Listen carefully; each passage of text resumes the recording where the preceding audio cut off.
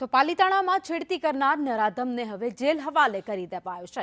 વિદ્યાર્થીની સાથે અડપલા કરનાર સામે કાર્યવાહી કરાઈ છે અને આ નરાધમને જેલમાં ધકેલાયો છે। પોલીસે ગણતરીના કલાકોમાં જ આરોપીને ઝડપી પાડ્યો હતો। આરોપી જાહિદ કાજીને જેલ હવાલે કરાયો છે।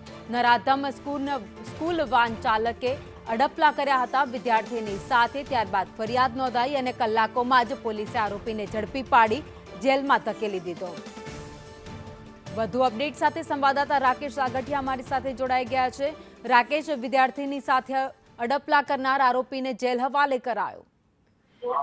બિલકુલ જણાવી દઉં, પાલિતાણામાં વિદ્યાર્થીની સાથે અડપલાનો મામલો સામે આવ્યો હતો, જેમાં વિદ્યાર્થીને અડપલા કરી પોલીસે શખ્સને ઝડપી પાડ્યો છે। પાલિતાણા ટાઉન પોલીસે ગણતરીની કલાકોમાં ઝડપી પાડ્યો છે।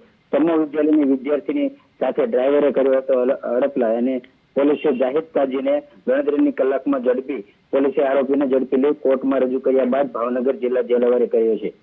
ઘટનાને લઈને જૈન સમાજમાં પણ ભારે રોષ જોવા મળે છે। જી, આભાર માહિતી માટે।